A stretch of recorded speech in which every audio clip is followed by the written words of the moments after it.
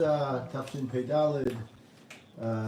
May this learning continue for us to see some great shefa from all other things, both personal, for our community, for our Am Yisrael. Amen. Bring back the Chatufim all alive. Amen. All the Chayalim come back to Shalom, to the house. Yeah, I want to say Todah Rabbi Hashem for my son. Uri Tefillah is appreciated. He's got out. Ben Eliezer Cohen, he's out. Is that of From Azam? Azov, the whole San Chanim made a big celebration at Techis They today. all left.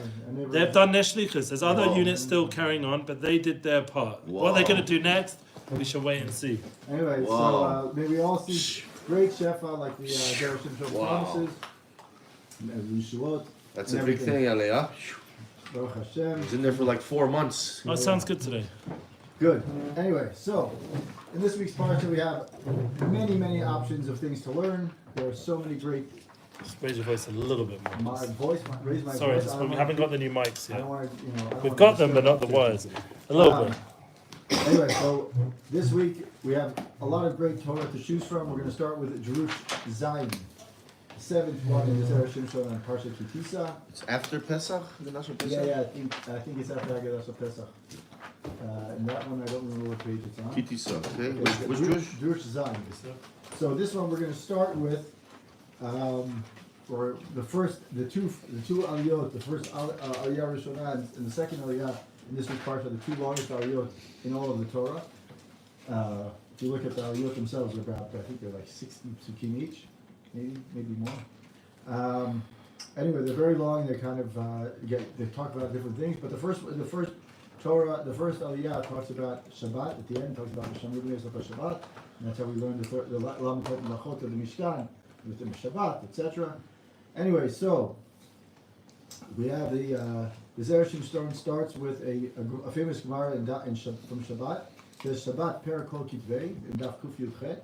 It says Kol HaMe'aneg Et HaShabbat Notnin Lo Nachala B'lo Mitzarim Shne'amar Nachalat Yaakov Avicha Lo K'Avraham Lo K'Yitzchak Ela K'Yaakov. I guess this one must be for Olam Haba, because otherwise you have to say nobody's doing any Oneg Shabbos in the whole country, because we have a lot of Mitzarim here. Well, hold on a second, you'll see. That's what he says. Anyway, so he says is it says Lo K'Avraham Lo K'Yitzchak Ela K'Yaakov Be Ufarat Yama V'Kedma. So he says, how do we? So he quotes the Gemara. The Gemara says, anyone who's ma'aneg the Shabbat, who delights the Shabbat, ma'aneg is a pleasure on Shabbat. You receive nachala b'lo mitzarim, means that you get a lot of shefa and all these good things. As it says, nachalat Yaakov avicha, and then the Gemara says, not Abraham, not Yitzchak, but Yaakov, as Hashem gives a bracha to Yaakov. It says, ufarata Yama Vakidva Tzafon, you expand out, you have completely limitless amount of, or unlimited amount of shefa. So now he says, he says, is this ma'amar, this whole little piece from the Gemara says that we have a problem with it.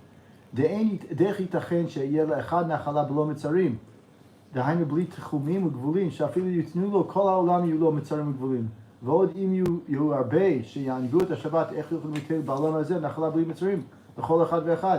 ואין לומר דמיירי לטובות העולם הבא. So he says we have just the idea of calling it Lo Mitzarim, he says there's a problem with that. He says, how could someone have really boundless inheritance? How could you have someone so much Bli Mitzarim? He says it's impossible, right?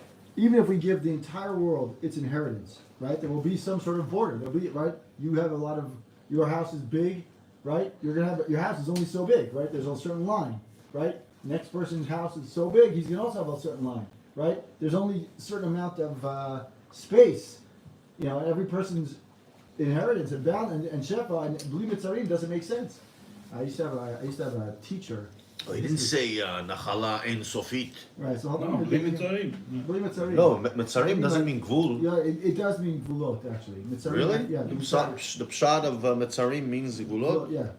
I used to have a history teacher whose daughter now lives in Neve Daniel. He used to say... That's not the pshat. Mitzarim is Gvulot. Yeah, I think it is. I actually think it is. We can look it up. Anyway, so it says here, so my history teacher used to say that the whole world, everything's issues, all the issues in the world are because of boundaries. Because of what? Boundaries. your boundary, your line, your property line, the state line is right, the wrong, the green line is this way, the green line is that way, whatever. Anyway, so he says as follows. So he says, if everyone was really to mamash respect the Shabbat the way they're supposed to, how is it possible that every person, Hashem is going to give every person, right? Mm-hmm. By default, everyone's is limited, right? In other words, you can't give everyone limitless because it doesn't make sense. So he says, "Ein lomar demayir b'tovat olam haba, din ken k'mashma lo natin al achala." Right? It says, "V'alo koto sh'ba'olam haba ken b'li shur b'li k'titzba olam shekuloto b'chol aroch olam ein sof." So he says this. It's not. If we say if we're talking about olam haba, he says maybe we could say that maybe it's talking about olam haba, not olam hazeh.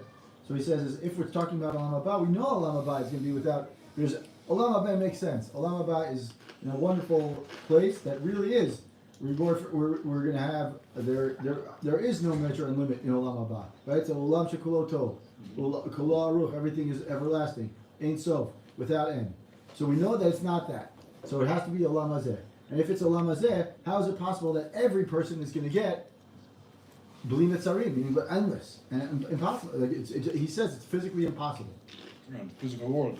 In a physical world, it's physically impossible. Ela העניין הוא שמידת החסד של הקדוש ברוך הוא היה רצונו להתפשט לטובת הבריאות עד אין חקר. אמנם מידת הדין מעכבת בידה ואינה רוצה שתתפשט כרצונה. So he says the idea is that Hashem's kindness, Hashem's chesed, is that He wants to give us a bracha with ad bli dai. He wants to do it. The problem is that we have what's called midat hadin that runs around and doesn't allow the midat chesed to go without, with endless. There's the Elokim, there's the Teva. Exactly. The Teva is limited. Exactly. Urayala davar. Masha. He says, let's give you a proof. He says Masha Amru Ravatinu Zir V'Choram L'Recha Pasuk Tzitel Chak Hariel. He says, look at what it says in the Chachamim say in the Midrash and Bereshit Rabbah. It says Tzitel Chak Hariel. Hishpata, whatever you gave us in Ishtefa, right? Hashem's Amidat Adin Einam Ma'akevet El Ksheyesh Mikat Yadin. So he says is that basically Tzitel Chak Hariel. He says whatever you gave with Shefa, right? Hashem's Shefa and Chesed knows no limit. The thing is that it's not Midat Adin Einam Ma'akevet El Ksheyesh Mikat Yadin. What you have is we have the Midat Adin restricts the ability of Chesed. Because why? Because we have people who are Mekatrigim, people who are angels that are basically trying to encourage not to give the bracha to someone. For example, as an example, you're meant to get, you did some amazing mitzvot, and you're meant to get whatever the bracha is for that. So then the Mekatrigim say what? Oh, he doesn't deserve it. Look what else he did. He did something not so good. Got angry, took a Lashon Hara. Exactly, whatever it is. And then you say, okay, so that you have Mikat Regim. As we see with Yov, Dichtiv Maaseh Adav Berachta Umiknei Parat, Miknei Parat Ba'aretz. He says, you blessed Yov's work, and you gave the land. Shlokim min al-olam. Al-yedei kitur Satan, you bear their call, right? Then what happened? The Satan came around, and what happened? Yov lost it all. And the attribute of chesed basically withheld all the shefa that we were supposed to get. Now, so we're just a short Torah, but we'll get, I think it's a really good one. And now he says, this is page 322 in the Art Scroll. And he says that the Mekatrigim, the angels that are basically trying to limit what we can get, only when a person follows his ta'avot, like you said. Not gufo, and indulges in his pleasures of the body. Karutz b'chomer, which is fashioned in what? The chomer, which is clay. Locheng shenotel l'dvarim ruchanim lahanat mishmato she'az ein lehem reshut yitkarev. So he's saying is that the Mekatrigim, what happened? How does a evil force attach itself to us?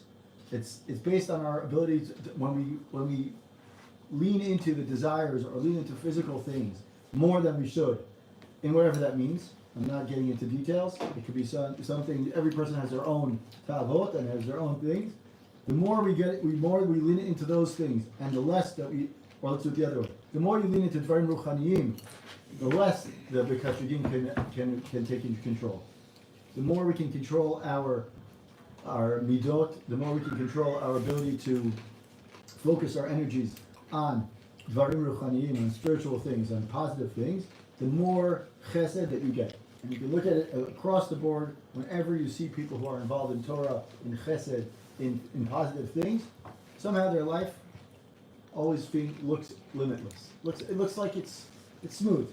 Are there things that they have trouble with? Absolutely. But they're when they're working and they're focusing towards positive things, Torah, mitzvot, maasim tovim, somehow it just goes. I can give you many examples of my own examples of people who just like you could just see they're just like you spend more time focusing on staying focused on Torah and good things. Somehow things just seem to work out. Yeah. There's always going to be challenges. No, God forbid, I'm not saying that it's just like smooth sailing. There's always challenges. Is he talking like about a Avera or just like a Taiva? It's not I Avera. don't think Averas do. I think he's saying he's like the more. Whoa!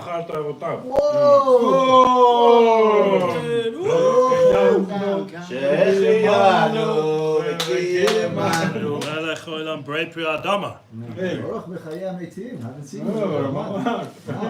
All right. Anyway, so 1 month, 2 or 3 months he was at here. least. So it's like our witnesses, they basically activate the Mekatreg. Right. Like our fall downs or the witnesses, they So for those who are not, for Mekatreg. those who are on 1 second, for those who are watching, we have a guest who hasn't been here, not a guest, a regular person who used to come, attendee, used to come for months, and then we haven't seen him for a few months. So we're just welcoming him here. Yeah, very honored. Yes, Geffen, you have a question.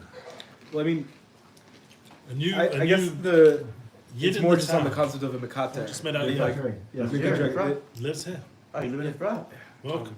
Welcome. But that Welcome. at a certain point, if you recognize the validity of the point that they would otherwise be making, lehavdil, like you can hear it, Right. that hoda'ah seems like the tshuva that therefore would like unroot it. Like, so at what point is your own acknowledgement of that which they're saying about you correct, sort of the Well, what I thing think that deletes what I think he's saying, or if I understand your question, is you're saying is that once you recognize that the Tava is there, right, or the Mekatreg is there, which is like the negative force of what you're trying to prevent you from getting the shefa that you got. So if the Mekatreg, acknowledging the Mekatreg is one thing, but being able to completely avoid it is another. Right? Acknowledging it is one step, but recognizing it in another level, which is to say, how do I prevent the Mekatreg from even getting into me? So that is what he's saying here is that the way to do that is to be focused on. He's going to get to the point where he says we focus on Shabbat, on the Oneg Shabbat. I'm not going to focus on Oneg Shabbat, right? When we look at it, he's going to get to a point which I think is mind blowing because it's really impressive. So he says is basically what he's saying is so far he's set up the point is that it says Kol Ma'aneget Shabbat.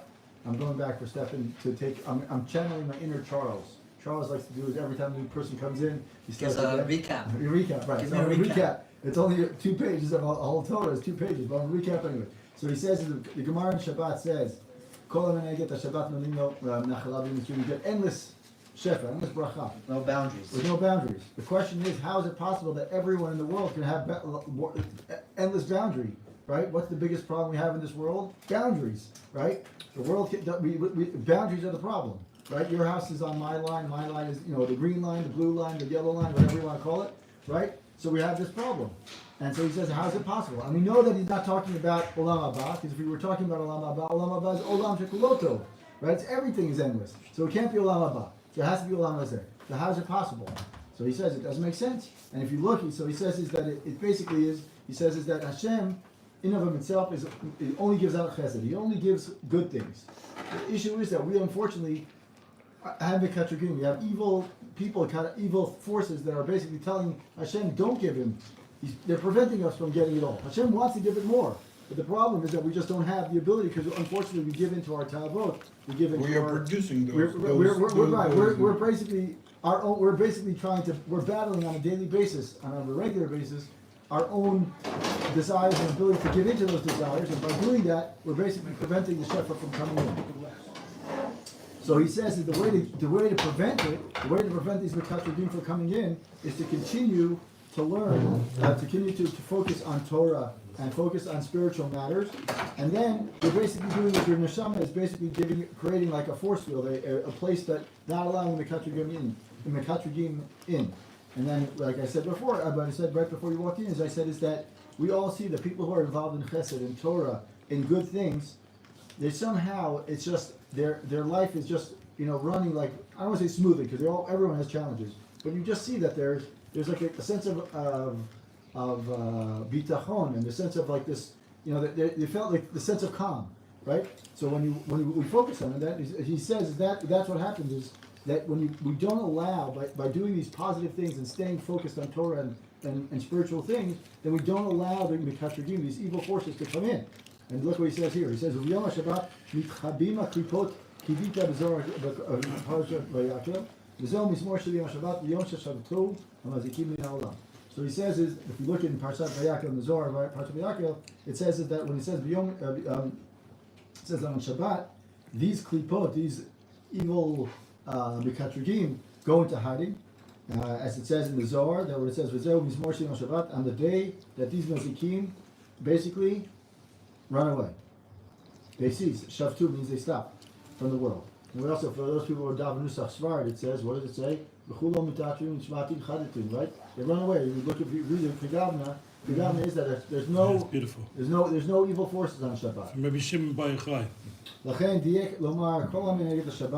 That's why it says, that's why the Gemara says, whoever delights the Shabbat. It doesn't mean anyone who observes the Shabbat. It means kol me'aneged the Shabbat. Why? It says, what do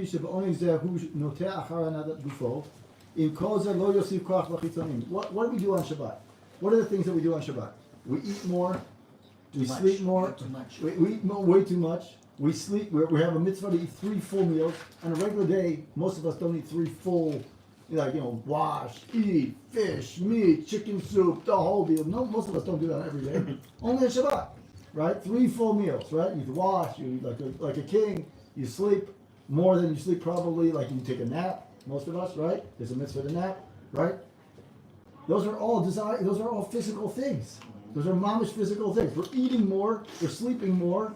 We don't need that spiritually, we don't need to sleep more, right? We're doing all these things. We're mamash ma'aneh. We're taking the physical things that we otherwise would call things that are preventing us from expanding our spiritual nature, and doing on Shabbat, which is the ultimate spiritual day, and turning them into spiritual things. Yes?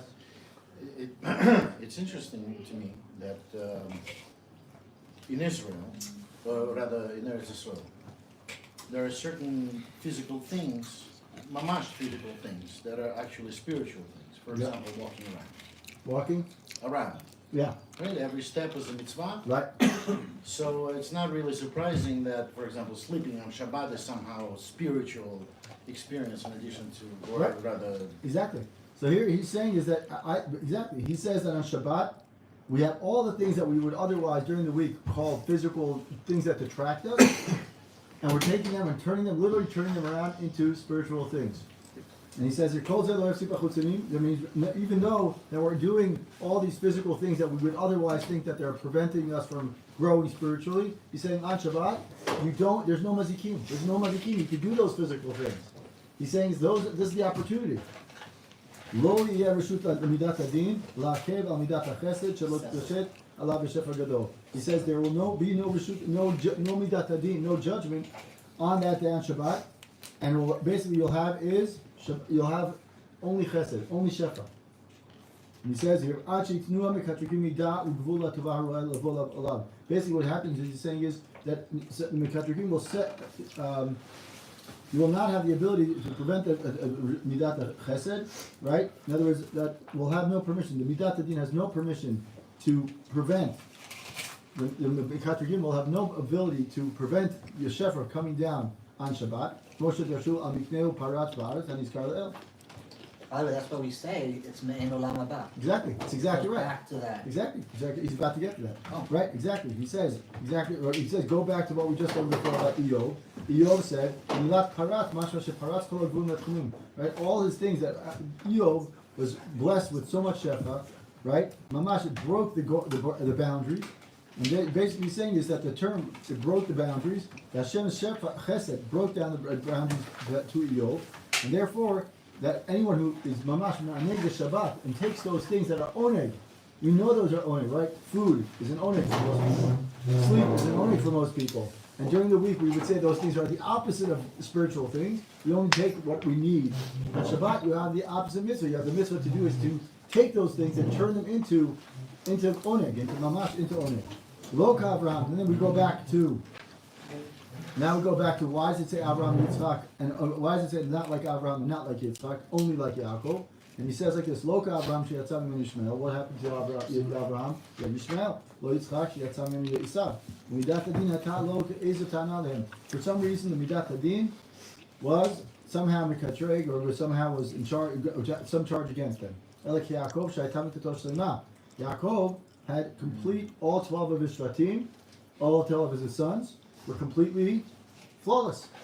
Therefore, and then so he says is basically that's why Abraham, and that's why the Gemara says not like Abraham and not like Yitzchak, because they were, for some reason, they were limited in their ability to receive. Look, because he gave Ishmael, came out of him. That's exactly what he said. It's like the worst time in the world. Look what they're doing here. Exactly. He's Look what they're saying exactly. So he's saying is that Yitzchak. That's like you did all the Averas in the world, so you're stopping the Shefa from coming down. Avraham Exactly. Avinu stopped the Shefa from coming down. That's what he's saying. Right. Exactly. So he's saying his Gemara continues. What happens with the certain? What happens? It says here. It says whoever is ma'aneg the Shabbat will be spared from. Also from. What is it called? From. Says here, and it says here, and then there's another one right after that says, it says here, whoever delights the Shabbat will be spared from the oppression of the nations. Okay, from the, I think it's called something umot. Like Shiabud? Shiabud, yeah, I think it's called Shiabud, something like that. Shiabud Malchut. Shiabud Malchut, thank you, that's the word. Thank you. Maybe you could say is, maybe we shouldn't, maybe, but he says, don't say that even though Reshut Adin does not have, does not have authority to advocate against us on Shabbat individually, maybe it can do it for a nation, right? He says rather he will be spared even from the oppression of the nations.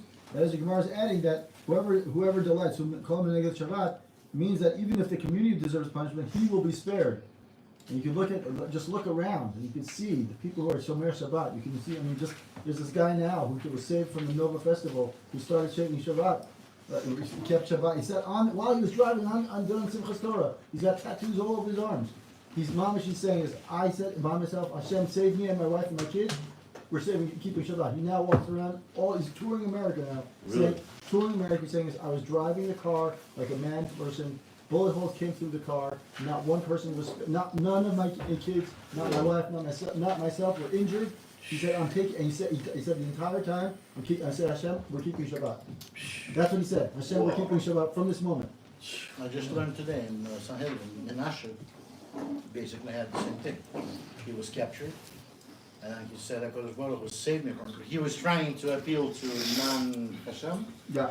and then he said, okay, HaKadosh Baruch Hu It's saved me, unbelievable. I'll change my ways. So it And says, that's if exactly you what look at this, if you look at the stories of people who are mamash accept the Shabbat upon themselves, within their personal circle, even though there might be trouble around them, those people are mamash ma'aneg the Shabbat. They're protected. It sounds weird, and it's hard to see it when it's happening. But when you take a step back and say, look what's going on, and all of a sudden you say that Onei Shabbat, the things that we're doing, the positive mindset we're having, is protecting us. So that's what he's saying here, and he says, look at this, and he says, and now when someone might say is, how can someone say How without? tough could Hashem want us to be, though? Like, Not exactly. So how he's tough saying, can we be? We don't have a heart of stone, like it's like already, it's too much, like already. yeah, it is there. But he says what he says. Without it says, then the merit of can we say that a person who's saying? How can we say that the Gemara? How can the Gemara say that without that? Basically, the Gemara is saying is anyone is. He says kol. I say kol ma'anegat Shabbat. Everyone. Shouldn't we say maybe we should say the tzaddikim? Shouldn't we say something like we should give some sort of the limit, right? He says no. He says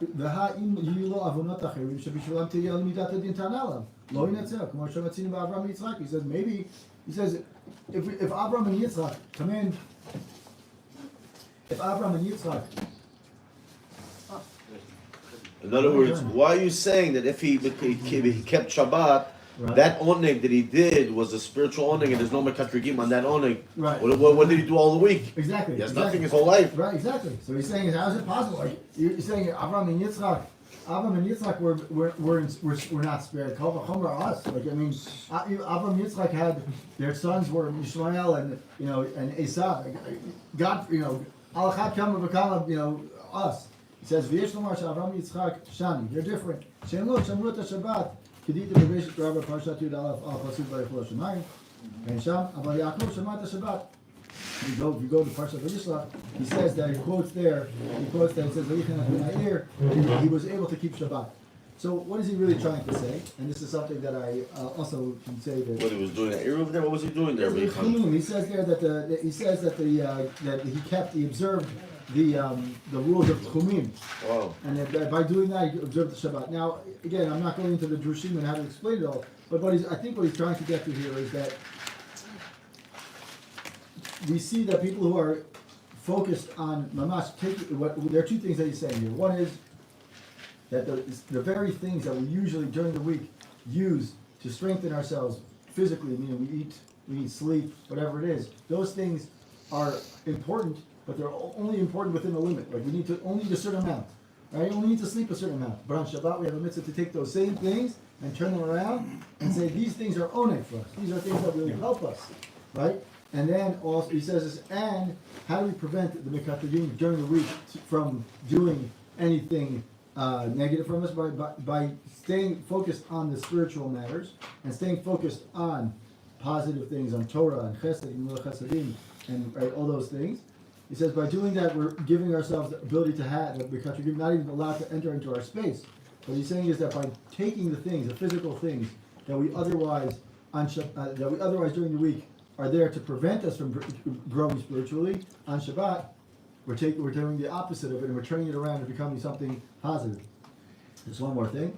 And then I think one of the things he also says, Shabbat, this is not something that he mentions, but the shir that I heard today about the Zera Shimshon, he says that the idea of Onei Shabbat is not only the Shabbat itself, it's also actually Onei Shabbat is to extend Shabbat, right? You were supposed to extend Shabbat a little bit before, a little bit after.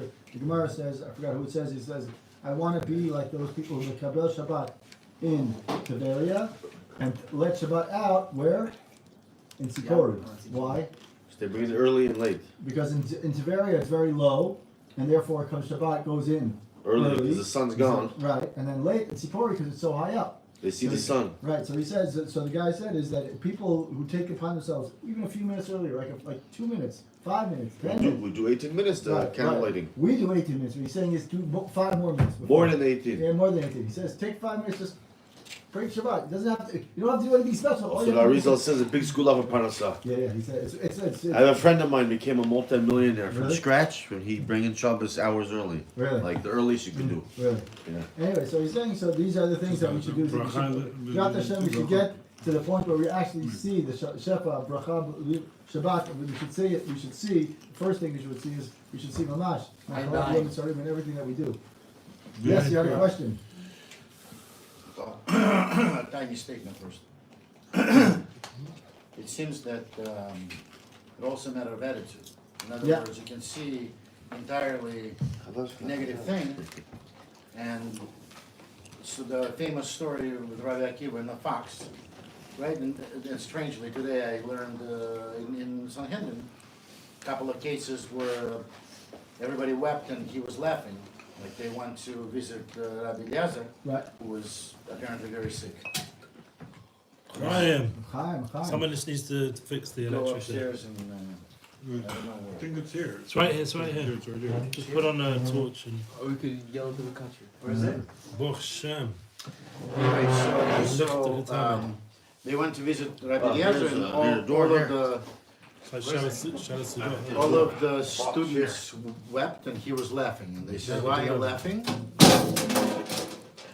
So because I was worried that Rabbi Eliezer is getting paid off in Right. this world and now I see that he's not getting paid off Right. fully in this world. So it's a matter of not just concentrating on positive, but actually seeing positive everywhere. Absolutely. No, I'm certainly not gonna say that. I can do that, but it's nice to know about Rabbi Akiva.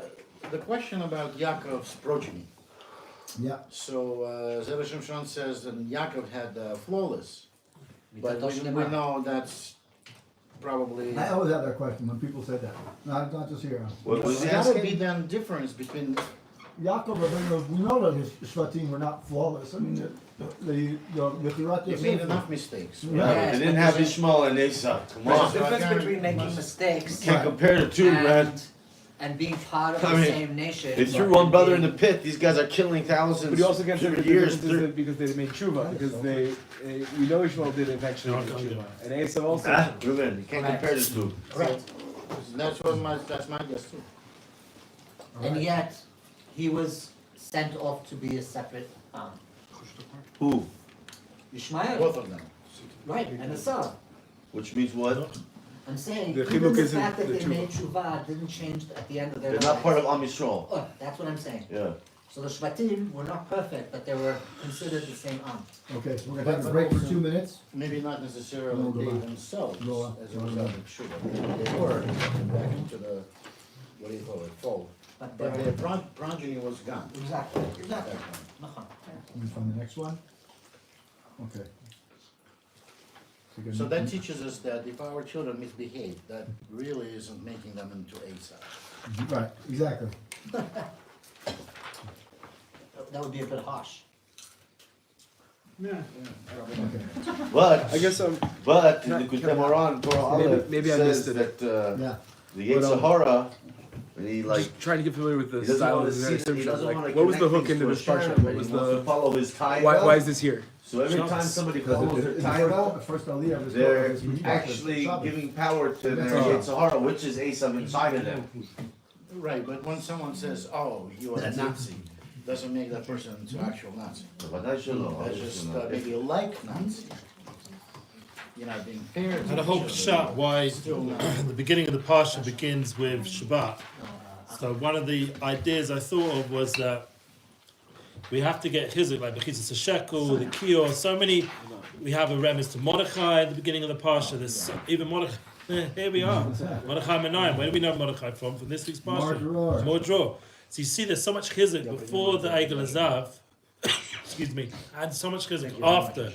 Because Hashem would never put in a parsha such a difficult trauma like Egel Azav, such an asoyan, without a lot of chizuk before and a lot of chizuk after. Yeah. And then when we end up in V'yakal Pekudah, we kick back again with the Mishkan and we always Hashem's always Hashem's surrounding, with us. challenging Hashem's things with us. with a lot of shefa and bracha. Fine. Chaim. Chaim. So let me know when we're ready, yeah?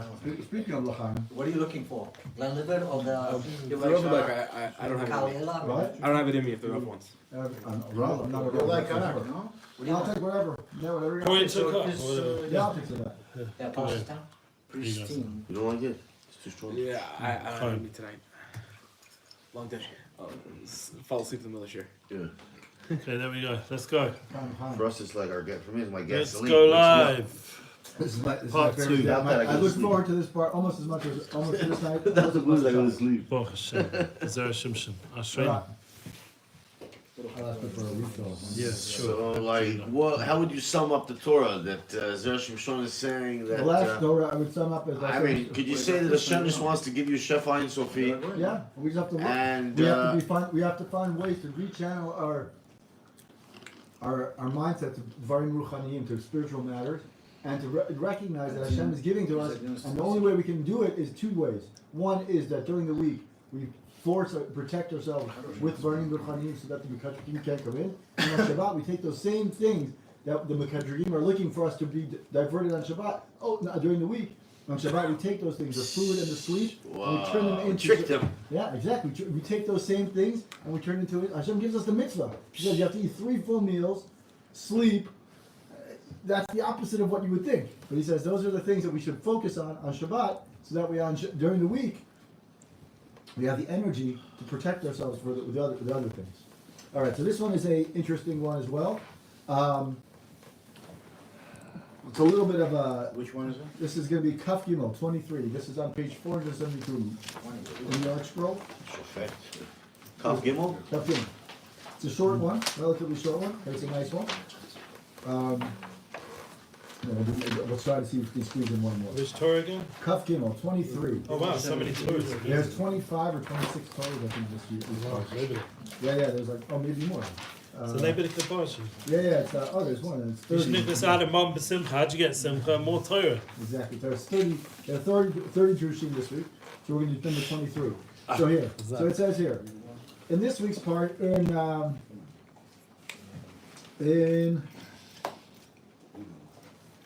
right, so it says after the Cheta Egel, Hashem tells Moshe that he's no longer going to take. He's going to send an angel with us.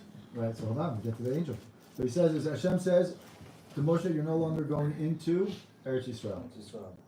Right? Hashem already told him now. Hold on, he's look what he says. He says he says so that he would not have to destroy them if they were to sin against Hashem. He would send an angel instead.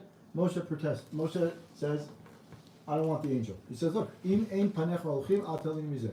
Right? Moshe says to Hashem, if your presence, Hashem, meaning im panecha, if your face, meaning your presence, does not go along with us, don't bring us. That's what Moshe said. What did Hashem say? Hashem says, it says here, we'll read the psukim. No, but that No, was the last part. That was exactly. Hold That's on, what he's asking. Exactly. Hold on 1 second. We'll get there. Just slow, loud. Everybody calm down. There's a monkey cheer here. He's going to control. So it says, "Vayedaber Hashem el Moshe, lech alem mizeh." It says, "Lech alem mizeh." Ata ve'am. He says, "Go from here. Leave from here.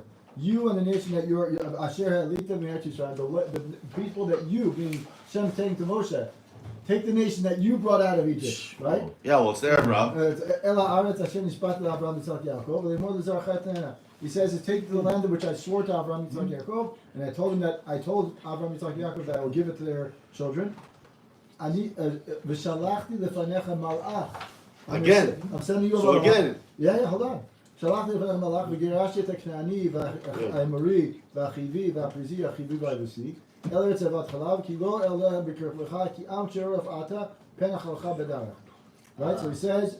So this is the kushia. Why there did he not object? Very good. So that's his question. Here exactly. That's exactly his question. That's the question. That's the question. Here he picks up his voice.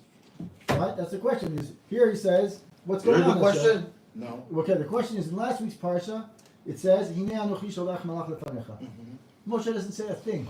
Crickets. Right, he doesn't say anything. He doesn't say yes, no, why, who knows what, nothing. In this week's parsha, Hashem says, "I'm sending you a malach," and he says, "Absolutely not." Moshe gets back and gives him chutzpah. What's going on? How can it be that last week it's okay, this week it's not? What's the distance between that promise in the beginning and Just this 1 one? week. From the actual Timeline.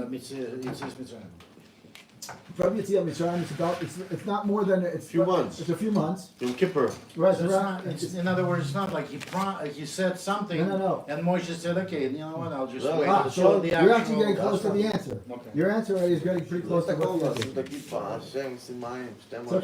is. It's okay. You know what? I used to have a teacher. I used to have a rub. People used to sleep in his class all the time. Right? They're tired, whatever. We're 7th graders. We were in 7th grade right there, and people were sleeping, and he'd say nothing. No one ever said anything. And then I went to yeshiva for a year. Same thing happened. And I had a different teacher. And then we were sleeping. We were bums. Like most of us didn't listen and learn. As long as Your you're there. neshama heard. Exactly. That's what he said. He said your neshama is here. And I said, okay, it's okay. I'm not Neshama offended. kali I'm not offended by it at all. And by the really not. You'll see. Oh, well, you're not in charge of chinuch of my son, okay? You still get How started. you to chinuch of my son? And I thought you wanted to behave yourself. Anyway, so he says like this. But the question you got, everyone came up with the question. It says, "Ikshua mefarshim." Madua le'el, why in Parshat Mishpatim, which was 2 Parshat ago, 3 Parshat ago, it says, "Kshamar lo, when Hashem said to Moshe, "Hinei anochi sholech." Shatak. Right, Shatak Moshe, ushtika al-kodah damya. They didn't care. Right, he said, what did he say? Okay. They accepted it. Exactly. Shtikodai, accepted it. Okay, no, Hashem's not coming, Malach's coming. That's it. It's also good. Shaya merutzah b'shluchot You HaMelech. want the base of Mikdash? No, you have the kotel. Be quiet. Shtikodai, you're happy with the kotel. Right, so he says, "Ukayom nitra'im v'amar imein panach olchim." And yet this time he says, what? Absolutely not. Don't take us anywhere. How's that possible? What happens? What happened to Moshe? What happened to Moshe that made the switch? Right? There's got to be something that caused Moshe today to say absolutely not, and yesterday to say, okay. What was the difference? Good question. It's a good question. It's a good question. It's a very good question. And by the way, it's not an original question to his. right? But Zera Shimshon, as always, he will take the same answer, he'll take the same question and find his own way to give a different twist. So he says like this. It says, V'nir'eh, D'ita b'knesset ha'gdola choshen mishpat siman kuf lamchet b'hagat ha'tur sif kapet b'shem tshuvat ha'maram. Now, again, based just from this alone, you could see how much of a gaon he was. He lived in the 1700s, so he didn't have like all the access to all the computers and programs that we just like memorize and look up things and whatever. Otzar Chochma. Right, exactly. Like this guy knew the stuff backwards and forwards. He was able to quote it and name the places and everything. And he says, he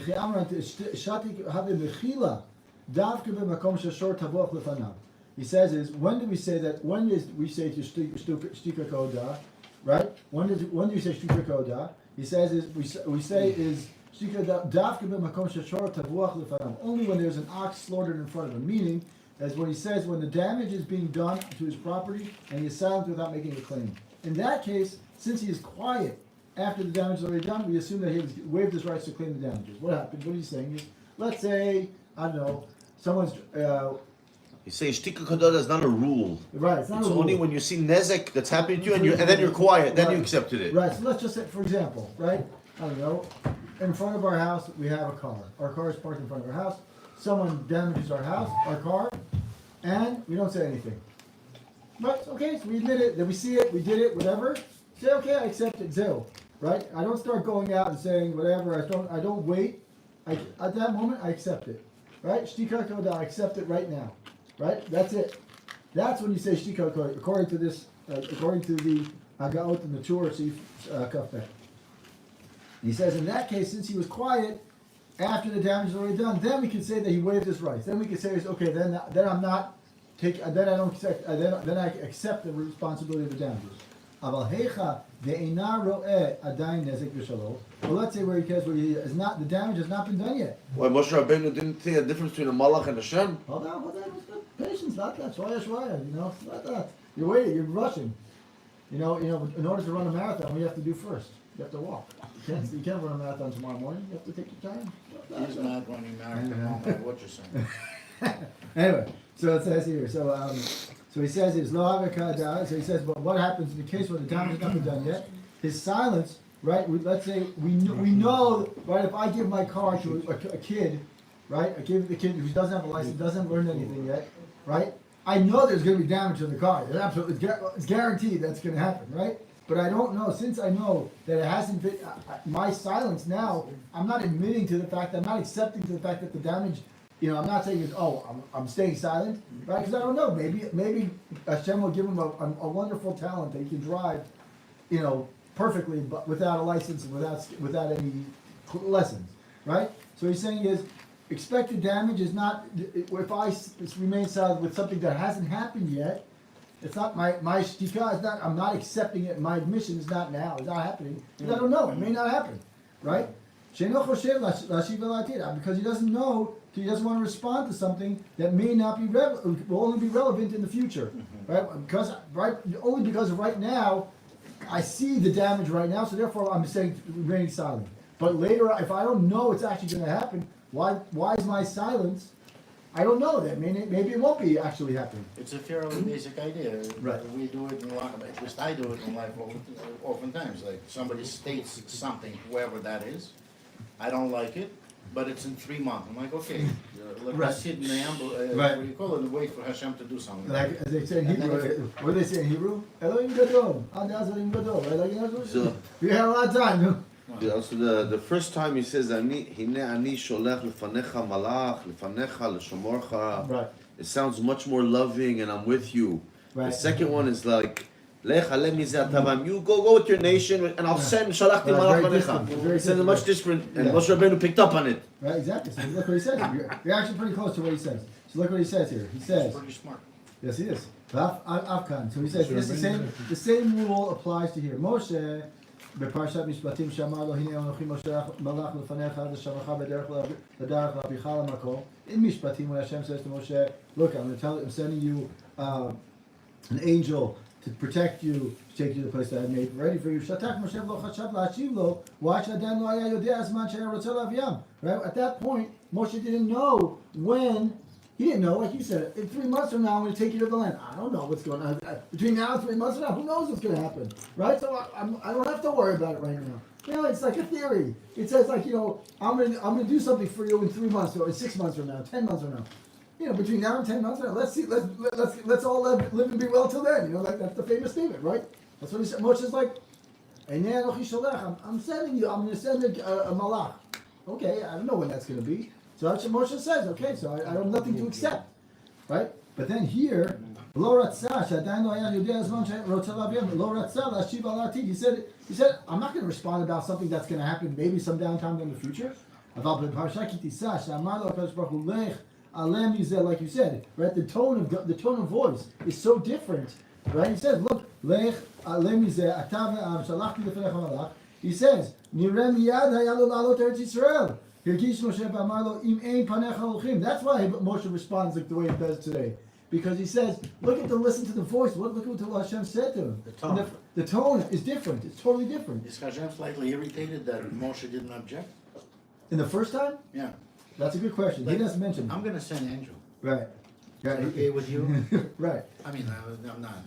Right. I know, but he says it. He says right now when Hashem says to him, you know, No, it seems like he didn't mind so much the angel. It's more like he minded like it's the energy. Like you're breaking up with me, take an angel, bye bye. Right. saying- No, it's like when you talk to kids and stuff like that, right? Sometimes you just say, just go do what you gotta do, right? Like you know, like just go do it, right? Like that's what Yeah. that's Your the wife, right? whatever you want. Right, right, exactly. Right. Here's my escort. Here's the royal escort. Or like here, take this guy out of here. It's the Right. same thing. It's the same thing. It means the same thing. The same chariot, the same horses, but a different. A different tone, exactly. So he's saying is the tone is different, and therefore the first time, Understand? you got it. So the first time Moshe is saying is okay. It's just nice. It's nice. It sounds beautiful, like you said. The pleasant. It's beautiful. Right? I'm gonna send a nice angel, protect you, the whole thing. And here he's saying, just get out of here. Just do it. Just go take your, you know. But he's basically saying, take your damnation and get out of here. Right? That's what he's saying. Pardon my French. But right, he's saying it's like just take him. Right? So this is when Moshe says to him, now I have to protest. Now I have to give up a fight. Because otherwise, what is he saying? I don't want you to do it out of anger. He's basically, Moshe saying is, I don't want it to, Hashem, I don't want you to send the nation to Israel out of anger. You want my angel, I'm going to have an angel protecting me because you forced him to do it? No, I want you to do it out of love. I want you to do it out of ratzon. Right? And why Hashem is irritated? Well, this happens, when does this happen? Yeah. Right after Chet HaEgel. Okay.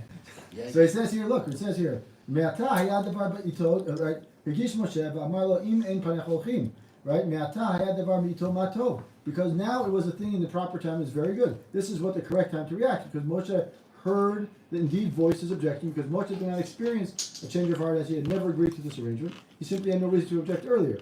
He says this is all based on all the mefarshim that we just explained. This is all, that's the whole answer. That's like that movie, Ushpizin. No, say it 3 times. Mahul, mahul, mahul. Yeah? Right. If you really forgave us, Right. then no angels, you. Right. Yes. We only that way we'll see So that now- we really. So now he says all of this was just according to what the mefarshim say. He hasn't given his opinion. That what? That the problem was that the malach's taking us. Right, exactly. There's not, the words are the same, right? I can say the same exact sentence, but the sentence comes out the way I say something in 2 different times, the same meaning, right? One is go take out the garbage, and the other one is just get out of here, right? Go take the garbage, you know, right? Take the garbage and get out of here, right? It's the same thing, but it means totally something else when you hear the tone of voice and what your person is saying, right? So the meaning is the same. Shari says that so far is all according to the Mefarshim. Omnam l'didan kusha me'karlita. He says that there's something that was not, but in my opinion, their question was not difficult. He says, "Harei Moshe haya shluchan shel Moshe," right? He says that Moshe was shluchan shel Yisrael. Excuse me, Moshe shluchan shel Yisrael. Moshe was who Hashem was bnei Yisrael shaliach. V'ef shar lomar de mishtatak machal. He can't be The first time when he was quiet, that he accepted it. Right. She'en biyado ligora letanotam shel Yisrael. He did not have the ability to make. He can't take away from his he's a shaliach. Exactly. He has a responsibility. He can't give up that responsibility. I sent you to fix, not to break. Right. Yeah. Right. He says is what? He says if Hashem Shaliach messes up the messenger by being a shtigodah, it's nothing. Exactly right. He says, "V'od shesham lo amar Kadosh Baruch Hu sheyifaresh hadavar l'Yisrael." And there, in Parshat Mishpatim, what does it say? He just says, "I'm sending a malach." Right? He doesn't say Hashem doesn't tell Bnei Israel. He doesn't tell Moshe, "Go tell Bnei Israel." There, it's just Moshe and Hashem having a conversation. Here, Hashem is talking to Moshe and saying, "Moshe, tell Bnei Israel, I'm sending a shaliach." Right? So I'm sending a malach. Excuse me. Moshe Amar, Ata ve'ha'am ki am kshorafu. He says here, where Moshe, in Parshat Mishpatim, where Moshe and Hashem were having a conversation, a one-on-one, he says, okay, Hashem, you're telling me something, okay, I got it.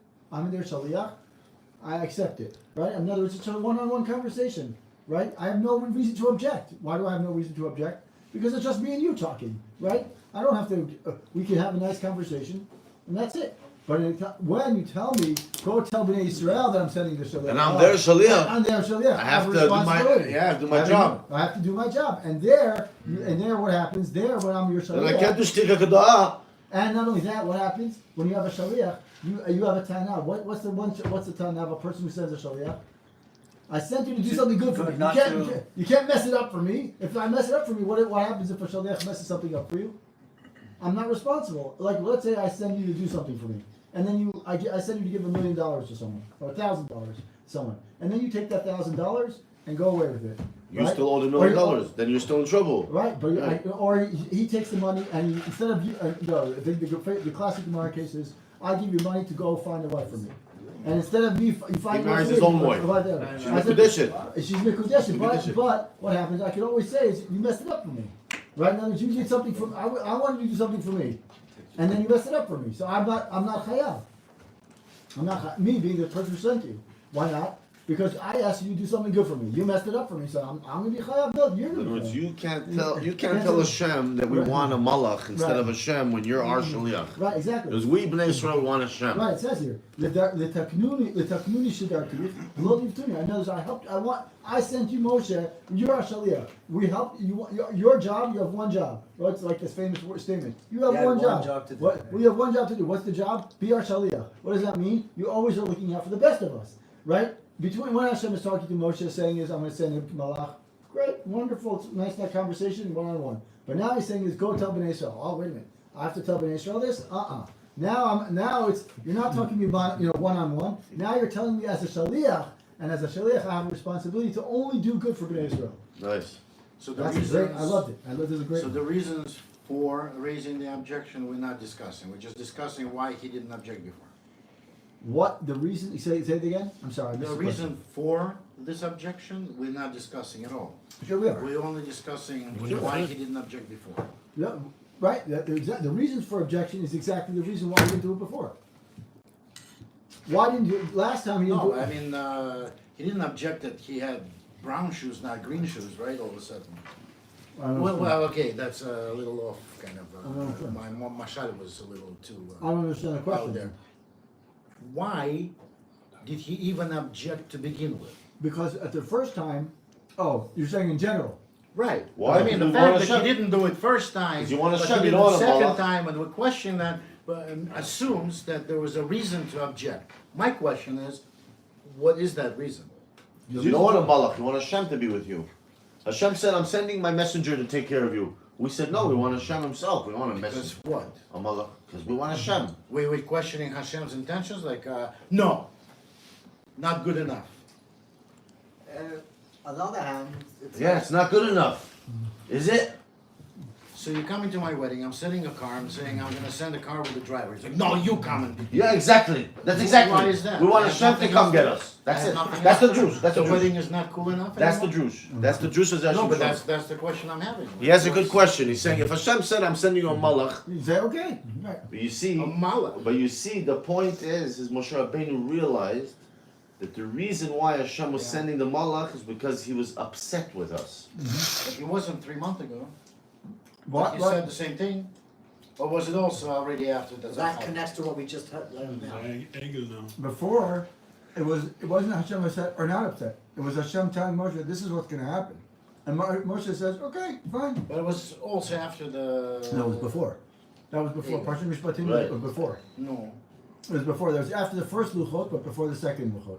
So then Hashem is saying, this is how I'm doing it. This is the plan. Okay, that's the plan. No Great. problem. No So problem. then what's the objection? The objection is because afterwards we realized that he's broken with us. He's upset with us. He wants to send a Right. messenger. What happens is We wanted listen, Hashem to what happens- stake us.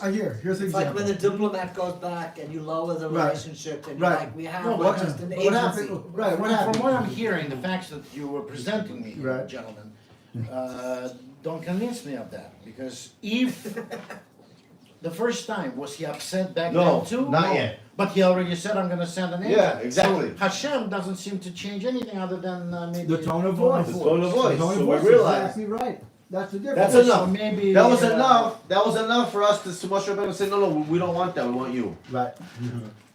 Exactly. The whole point here is it's not, and the Zera Shimshon picks up on this is not the first Well, time. listen, if you want to come to the wedding, I'll send you my taxi driver to pick you up. That's what it is. If you really want to come to the wedding, I'll send you a taxi driver to come get you. But I already promised you that I will. Yes, but then Right. he was with a chauffeur and a Rolls So, Royce. so Now he's sending. right, a his taxi. taxi. Right. So it's like What's- it's the what's same the- vehicle. Because I promised Avram Avinu, so I'm going to send you a taxi. So while the first time- plan didn't change, now The tone of something voice- else got the tone of introduced voice, to right, the plan because- but there's that something- made it unacceptable. Right, it's exactly, the 3 months ago, or whatever amount of time between the two it's 40 days, or, 40 days between, right? Because it's, the first time was Vav Sivan, second time was, it's 60, You get back, man. It's not the same without you, man. No, he's like, no. Right, not a good. Elul, Same thing.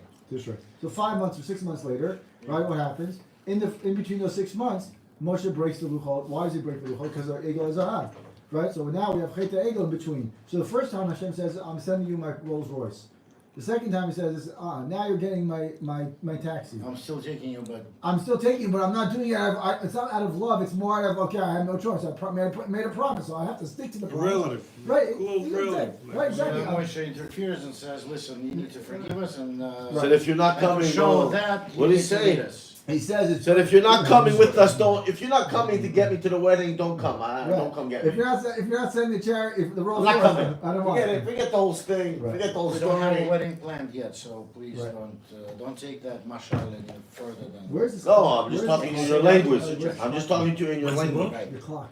cars and weddings. Because it's like either I'm looking at it, I'm like something. America. Either this is wrong or this is wrong. I'm not sure which one. It's just this is right. This is wrong. Okay, we'll try to do one quick, short one, and one other short one. I never saw it before, honestly. Okay.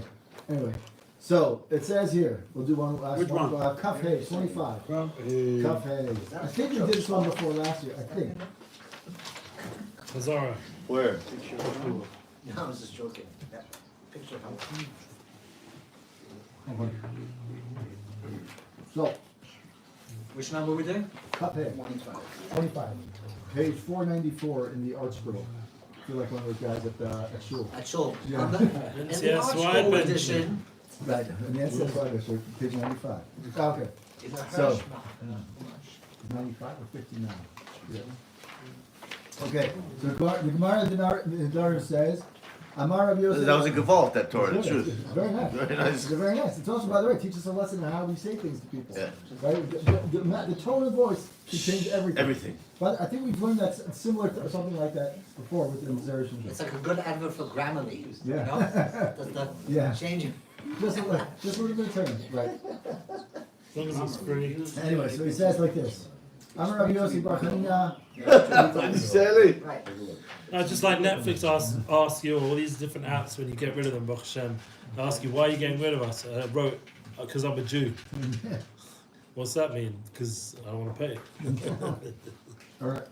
So it says here. The Dorim. אמר רבי יוסי בר חנינא מתחילה לא ניתנה התורה אלא למשה ולזרעו. What? What did you say? Okay. Kafeh. So he says, originally Moshe was the only person. The Torah was only given to Moshe and his offspring. Thank you. שנאמר כתוב לך פסול לך. מה פסלתן שלך יהיה אף כתיבתן שלך יהיה. So he said, Gemara Nedarim says. It says here, the Torah was originally given to Moshe and his offspring, his descendants, as it says, Tov lecha and psol lecha.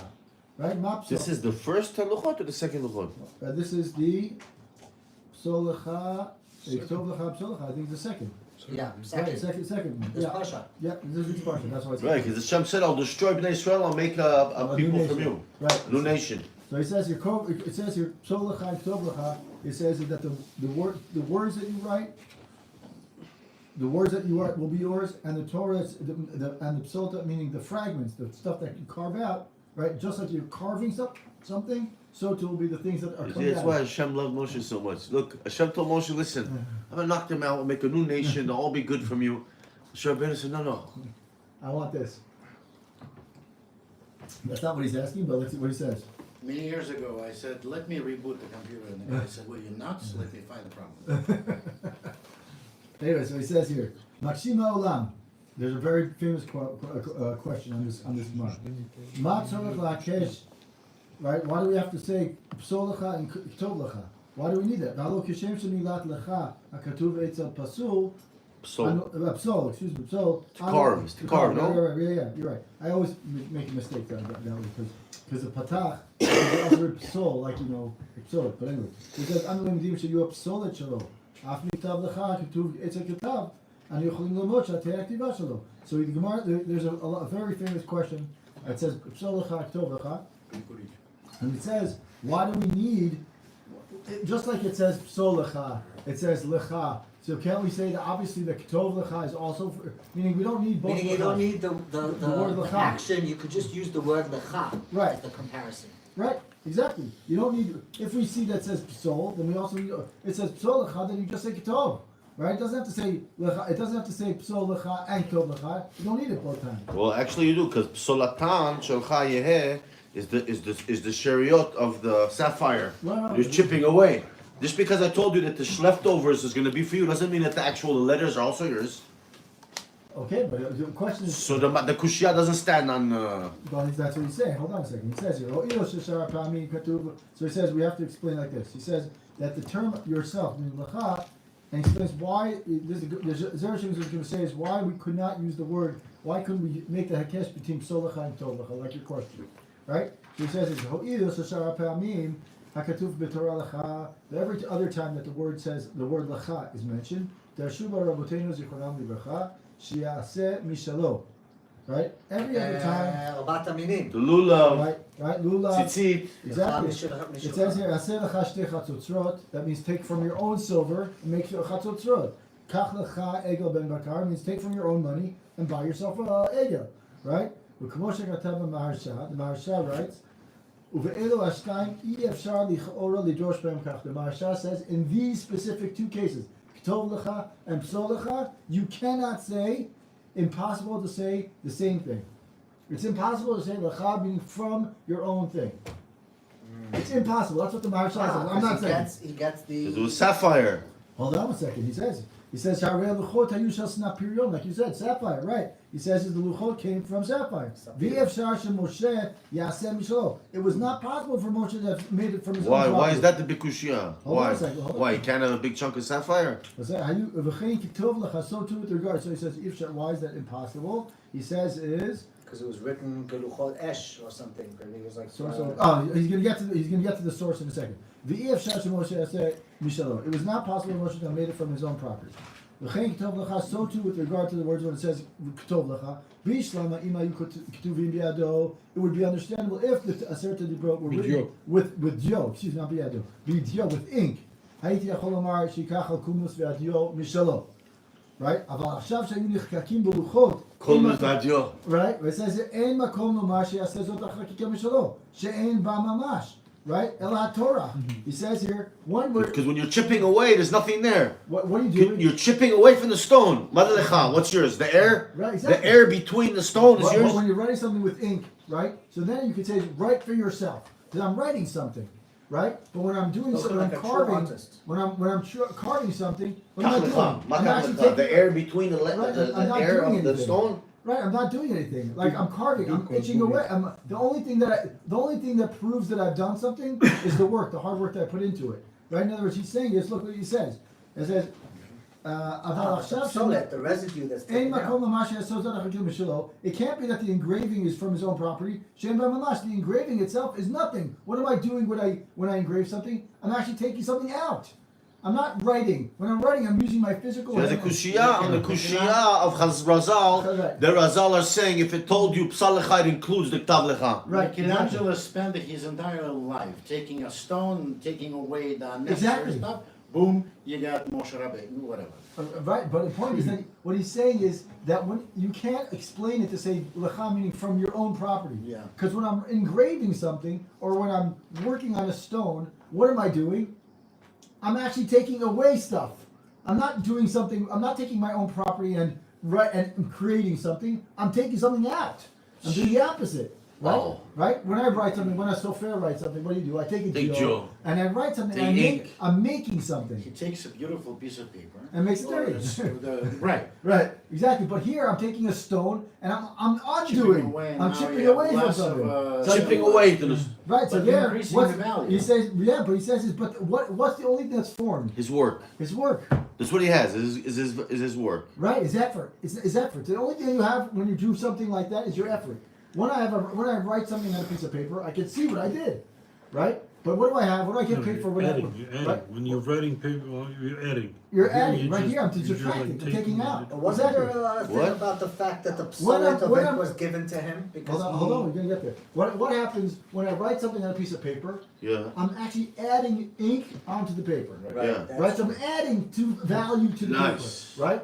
Okay, that's what he's saying. He's saying I'm adding value, but when I take a stone or a You piece chip of away, you take I'm it cutting away. out. I'm actually I'm getting paid to take away. Not, I'm not doing the opposite of what you would think. Nice. So that's what he's saying. So it doesn't make sense. It's not his. It's not Moshe saying. It's Hashem's not saying Moshe, do take from what you have. Rabbi Nachman says from the Gemara here, Psal Lecha, that whoever goes through the Torah really, like Moshe Rabbeinu, Yehuda Nasi, and Rav Ashi, that the whole Torah goes through you, the Psal Lecha, the psolet that you get is Ashirut. Ah, nice.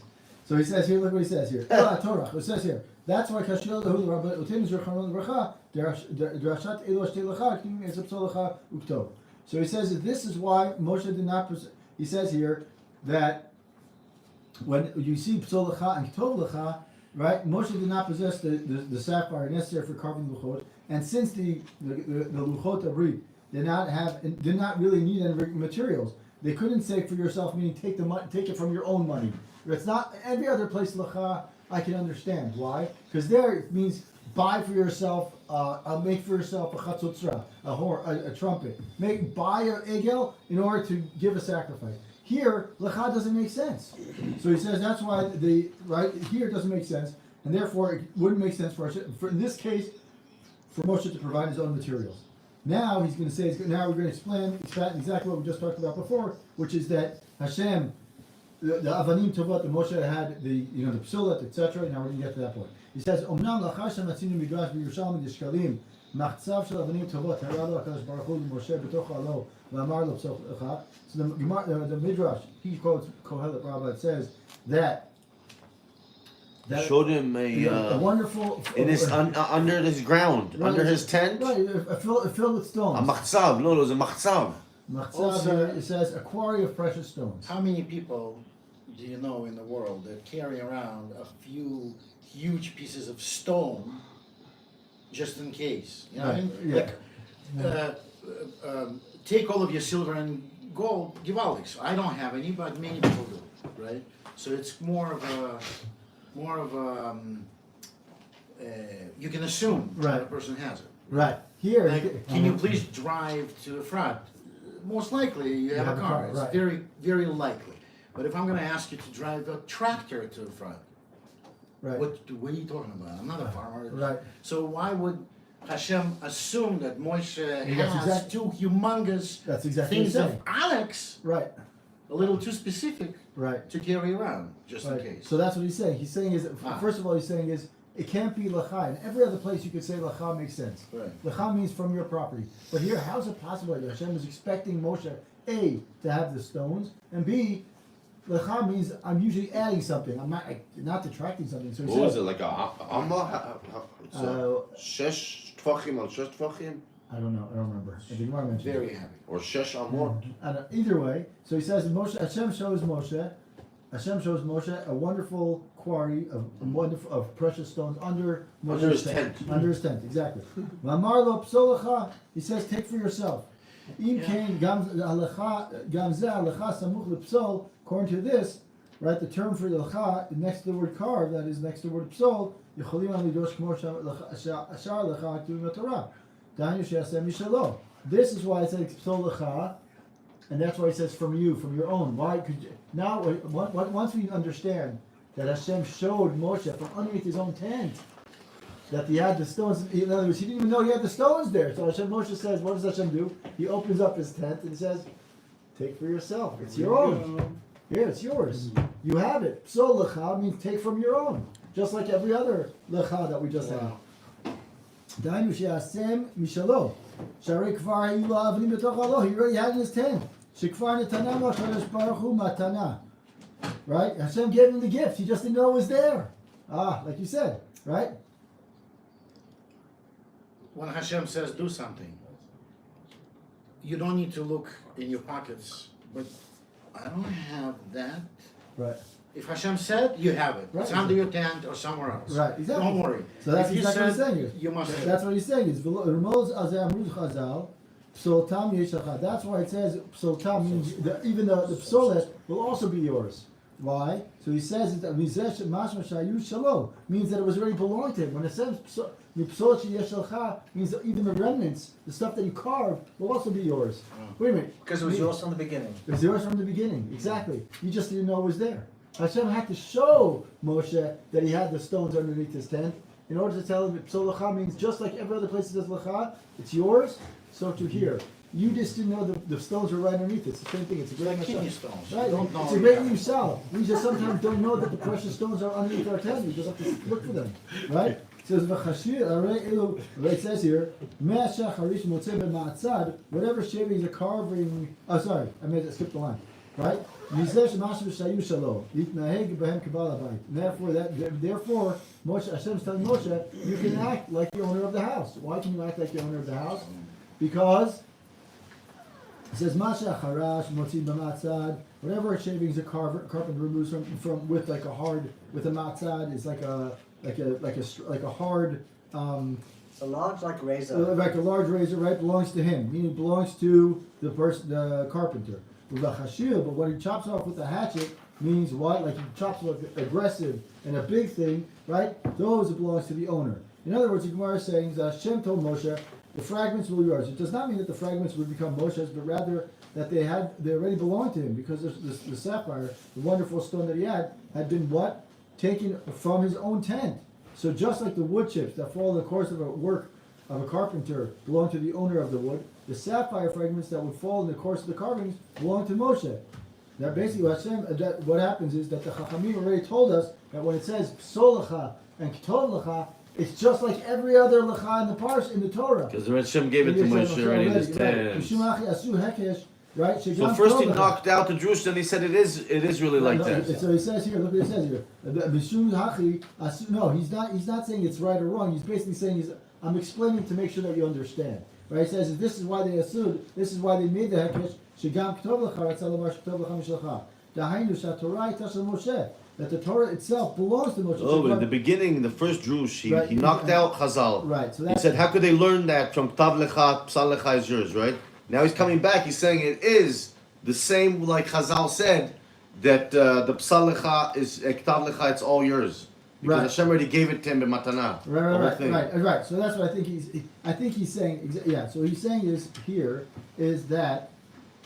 I mean, that's what I got. Maybe I'm wrong. I don't know. He says the phrase "writing for yourself," the Ketov Lecha, write for yourself from your own property. Dahainu Shatorah Itashel Moshe.